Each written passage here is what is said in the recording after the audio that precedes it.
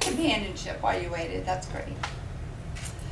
All right, as Jess said, I am Mary Huls, and one of the things that I am most fond of doing is being a Texas border volunteer, and partly because I'm not just sitting on my couch and complaining, yelling and throwing things at the TV, but I actually have the opportunity to be able to go and do something. And I feel like at least I'm doing something. And of course, this isn't a Texas Border Volunteer presentation, but I just want you to understand that it's not that we don't arrest anyone, we don't do anything like that, but we do work with Border Patrol and help call them. They come and pick up our charges. But what it's done is it's allowed us to see. We see things that you wouldn't ordinarily see, like the groups of young women that are being brought across with the coyotes and that sort of thing. And so because of that, it really spoke to my heart. And I believe over the last few months, year, God has spoken to me, and this is something that He wants me to do. It's not that I'm any great champion, but I am willing to travel and bring awareness. It's a topic that no one wants to talk about, no one wants to see and think about, but it's very important. And it's something that's growing in our communities, not just our big cities like Houston. It's virtually everywhere. And so that is some of the things that we're going to talk about. So thank you so much for coming, but more importantly, spread the word and spread the awareness in your own communities. All right. What is human trafficking? That's something that is always a question. What's the difference? Well, human trafficking and human smuggling are distinct criminal activities, and the terms are not interchangeable. Human smuggling really centers around an agreement, so to speak, from the illegal alien that's wanted to cross and from the coyote that's going, or the cartel that's making that arrangement. Human trafficking centers on exploitation. And so it may be someone that has agreed to be smuggled, but maybe the coyote or the cartel member, maybe they think, well, this is a cute one, or maybe this person would be right for this job that I'm charged with trying to find someone for. And so through fraud, coercion, manipulation, that person then gets kind of moved over to this other side. And then it's trafficking, because it is not an agreement between the two like smuggling is. Smuggling is, okay, I agree to pay you $500 to get me across the river. But slavery, these girls, these boys don't have a choice. Now, understanding human trafficking is really it mandates that we have a comprehensive understanding of the threat for trafficking, and it requires consideration of multiple related offenses, such as compelling and promotion of prostitution, sexual exploitation, forced labor, human smuggling, and other crimes. Sex trafficking is the third most I'm sorry, I lost my train of thought. It's the fastest growing business, and third when it comes to the amount of dollars. However, it really is growing because this is a product that can be sold over and over again. Sex traffickers in Texas target juvenile runaways, illegal aliens, and other vulnerable victims using force, fraud, or coercion, and that's the legal definition, force, fraud, or coercion, to compel them into the sex trade. Often they're manipulated by the traffickers to remain with them due to emotional or financial dependency. Let's go to the next one. So labor traffickers often recruit, transport, and employ legal and illegal immigrants who they bring into the United States. Again, these are usually smuggled victims or smuggled charges. They bring them into the U.S. for the purpose of forced labor and indentured servitude. See, once they get here, sometimes the cartels or the person bringing them over will change the rules. Labor traffickers in Texas have reportedly demanded that their victims work as much as 12 hours a day, 6 to 7 days a week, with little breaks, with little pay, and in some cases they're forced and locked in homes overnight, beaten, and forced to consume drugs so they can continue working. There are rumors of a very large donut corporation in Houston that is very big into the illegal trade, labor trade. When smuggling becomes trafficking, although some of the human smuggling is distinct from human trafficking, there's substantial overlap. So, illegal aliens who voluntarily enter into an agreement with an alien smuggling organization ultimately are kidnapped, moved, or held against their will, assaulted, or otherwise exploited. The smugglers are associated with gangs and Mexican cartels engaged in other criminal enterprises, which renders the traditional smuggling, trafficking distinction misleading. So again, it just depends. Maybe somewhere along the journey, a coyote decides this person needs to go into the sex trade. I can make a lot more money on this person. The thing that we have in Texas is that we have an awful lot of gangs that are involved with the cartels, and many of you know this, but it seems that a lot of our local officials really don't consider that issue. Especially the Tango Blast, which has come out of the Texas prison system. They are very highly organized and they work with the cartels almost exclusively. But they're not the only ones. As you can see, we have a list of about 6 others, including the MS-13s. But the Tango Blast, MS-13s are some of the most violent, most ferocious of our gangs. And they have a very direct correlation to the cartels. The problem with all of that as well is that the UACs that have come across, many of the young children are also already members of the Tango Blast, especially the Tango Blast and the MS-13. They may not have drug tattoos, they may not have the gang tattoos yet, because their first phase of their initiation is to come into our schools and recruit. So think about that. We've got 12, 13-year-old boys in our schools right now that their reason for being here is to recruit from our school systems. Next one. This is just a map of the smuggling routes, and as you can see, most come through Texas. You can, of course, get here through California, but the biggest amount of traffic comes straight through Texas. And that's why we're such a hub. And then from Texas, of course, with our interstate highways, you can get to anywhere else in the country relatively easy once you get north of that final Border Patrol checkpoint. Now with the Border Patrol, of course, there's a lot on the news right now because of the issues with the DHS budget. But we don't have very many border agents. We only have 17,000 for the entire United States. And at any given time, only 5,000 are available for a shift. We have vacation, we have sick leave. BP agents are only allowed 8 hours a day to work in the field, and then they're allowed 2 hours administrative overtime.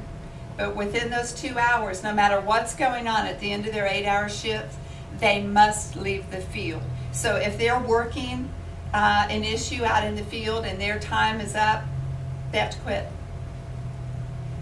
They are not allowed to work past that 8 hours, no matter what they're doing. Agents are regularly alone in the field without the ability to call for backup. We saw that ourselves when we were down on the border in Laredo. And we tripped a sensor. We were on the #1 drug trafficking path in the United States. And we tripped a sensor, and there were about 13 of us, grassroots people. We were down there with Breitbart. The next thing we know, there were flashlights coming behind us, and we had no idea who it was, so it was a little frightening. So the men kind of put themselves in front and went to find out who it was. Well, it was a border agent, one agent. So he wanted to know what we were doing, and they told him, and he says, well, do you have any law enforcement with you? No. All right, well, good luck. And he turns around and leaves. Poor guy. They also complain of poor defective equipment. We met an agent that was a captain on one of the riverboats for BP, and he had a monocle night vision. So it was supposed to have a strap that would hold it on his eye. Well, his strap broke several months before, and he requisitioned over and over to get it repaired. They refused to repair it. These are the feds. They refused to repair it. So he would drive with his monocle, and he would drive the boat. And he said if anything happened, he would have to decide, did he drop the monocle, or did he drop the gun, or, you know, he only had two hands. What was he going to choose to hold? It's just a shame, you know. Texas Border Volunteer has better equipment than our actual Border Patrol. Generally, they're out there with flashlights. They don't even have night equipment. All right. Texas Border Facts, we have 5 sectors. Most of you are familiar, especially with the Rio Grande Valley, the RGV sector. That's where all the attention has been the last year, with our former Governor Perry putting all the resources in the RGV. And it's true that that's where most of the unaccompanied minors were coming through. But because the attention went to Rio Grande Valley, Laredo is on fire. And it continues to be with the cartel activity. All right.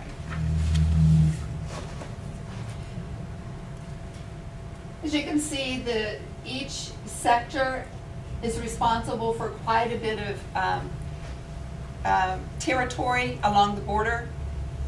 320 river miles, 250 coastal miles, and 19 counties equating over 34,000 square miles. The RGV sector is where most of the Border Patrol is, and again, that has left the rest of the sectors quite sparsely attended to. And we're seeing the effects of that in Laredo. Now, Lieutenant Governor Patrick's trying to extend the activities west.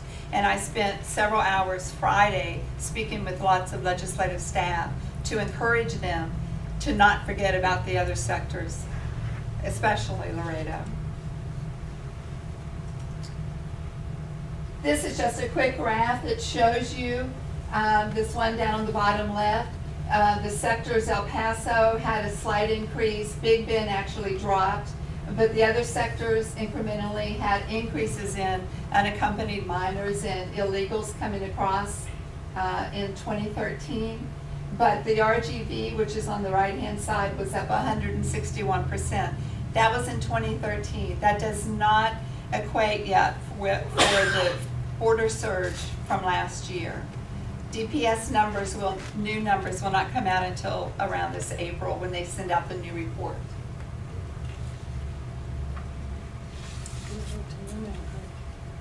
Now, the internal border checkpoints. Border Patrol puts internal border checkpoints within about 100 miles of the U.S. border at various choke points along highways. And so one of those choke points is in Falfurrias. That's where Texas Border Volunteers is.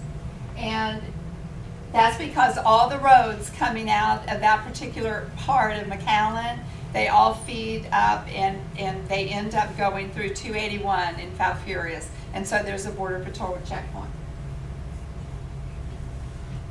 And if you just saw at the bottom of that picture, it is very profitable for these smugglers because just for smuggling, they can get $2,000 to $20,000 per person that they bring through. And that's just one sector. They have to pay their fee at different points of the journey. They'll pay a fee coming through Mexico. They'll pay a fee just across the river. And then, of course, they have to pay the fee to get them north of the Border Patrol and on to Houston or wherever they're going. So it's quite profitable, and you can see why, especially the gangs and the cartels are willing to work together to do this. All right, this is something that we use for the Texas Border Volunteer presentation as well. This is the drop-off in Encino, which is about 10-15 miles south of Falfurrias. And the Border Patrol checkpoint then is north of that, and then the rest area, which is right across from where TBV is located. It's about 4 miles north of the Border Patrol checkpoint, and it's just south of Falfurrias. So what they do is they drop off in Encino. It's a well-known location. It has what, when I was a kid, we called it a runaround. You could pull off 281, the major highway, and it's just a road that circled around, and you could get back on 281. And so they pull in there, and there are a lot of empty, abandoned places, and so they'll stop, they'll drop them out, and the car will continue on and then head back south again. Well, then the illegals have to come up through the ranch. And this is, well, it's not desolate in the sense, because it is South Texas, so it is kind of barren. But it's good ranch land, don't get me wrong. But it's cactus, it's critters, it's rough terrain. It's a lot of caliche, it's very difficult to walk in. And so that's about a 15 to 20 mile stretch that they go through the brush, through the ranch lands. That's all private ranch lands. And anyway, so that's what they do, and then they come up and they get picked up at the rest area. And see, I think that we need to really set up some kind of system where we're watching the rest area, because it is dirty. It's a dirty rest area. There's all kinds of workers there that help them get rides. They set it up. They protect them. Now they did this last year. They cleaned out a lot of brush, and that made it a lot easier. But I've sat over across from them and watched in my night vision at what goes on, and so it's a shame they can't close it down, actually. But the truckers need a rest area. Okay, so when we collect the illegals and Border Patrol picks them up, they always say they're going to Houston. So, but why Houston? Well, there's a lot of reasons. The easy part's getting across the river. First of all, because the feds won't allow you to do anything, but it's not that well covered. You know, you just can't have a Border Patrol agent every 30, 40 feet to catch everyone, and so it's relatively easy to get across the river. And it's difficult to walk up through the brush, but once they get north of that Border Patrol checkpoint, they get in cars, you wouldn't believe how fast. A car will stop, they're in it, and they're down the road in seconds. Barely time for you to figure out what kind of car it was.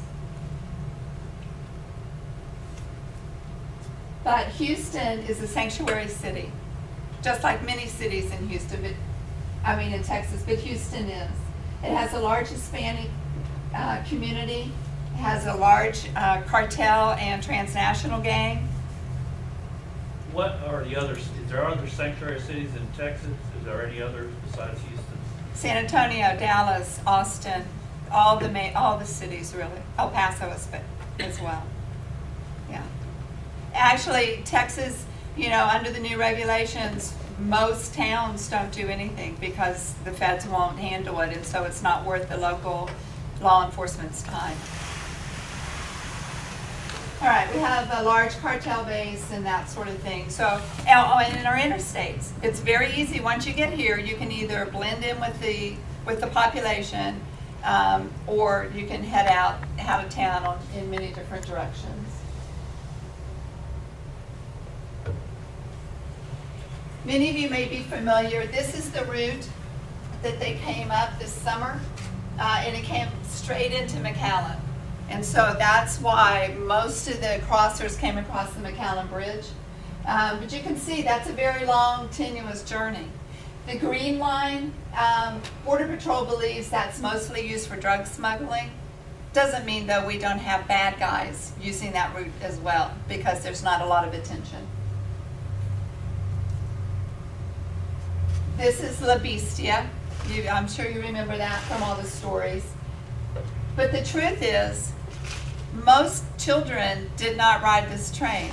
Most children took a bus. I believe that a lot of this was for our benefit. They wanted us to feel badly because these children were so scared in their own countries, they just had to get here and become refugees. So I think there was a lot of propaganda in this. Now, it's dangerous enough that you ride the train, but then this is what happens when you're in the brush from Encino to Falfurrias. These are rape trees, and we found many along the trail. What this signifies is the coyote is leaving a message for the next group. You know, it's to humiliate the girl whose underwear is on the tree, but it also sends a very strong signal to the next group. Graphic warning. I apologize if you're sensitive, you might not want to look. What happens? The injured and the weak are left to die. They don't care. If you can't make the journey and you can't keep up, they leave you behind. Others are used and they're killed. Some die from thirst, some die from hunger, some die from injury, some are murdered. They're raped and they're murdered. These women never found their American dream.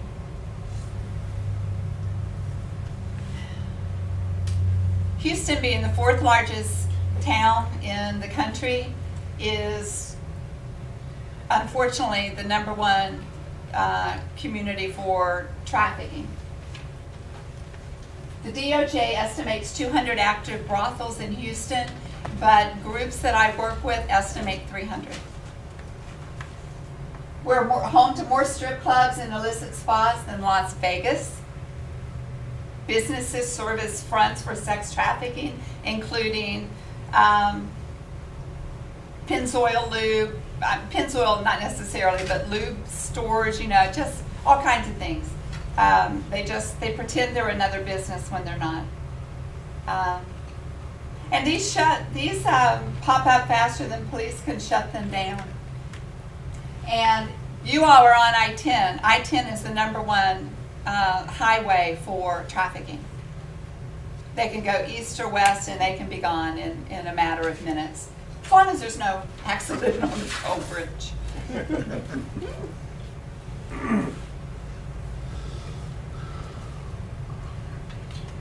You can see we had almost 30,000 of the 37,500 UACs were apprehended were released.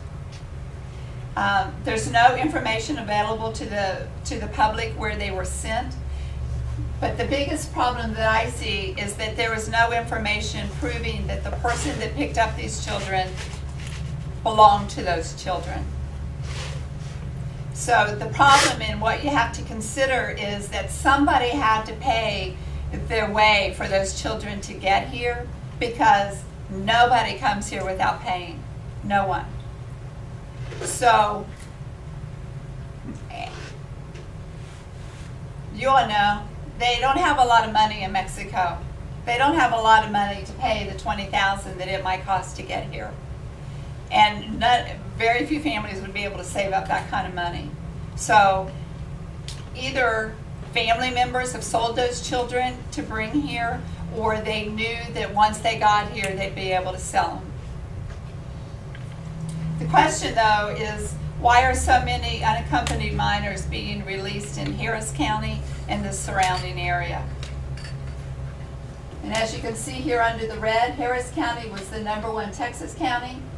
Texas, of course, is the number one state, and in yellow, Harris County, Texas was the number one county in the United States. We received the most of these unaccompanied minors.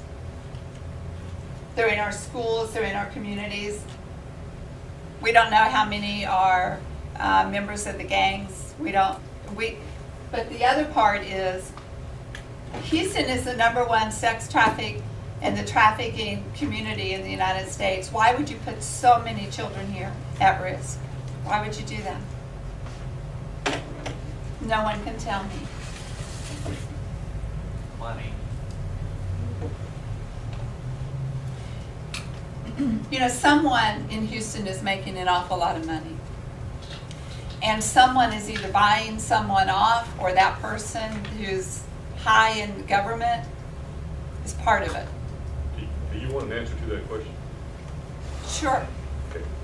The answer is this. There are people highly placed in our government today that want to secure a lock on our government.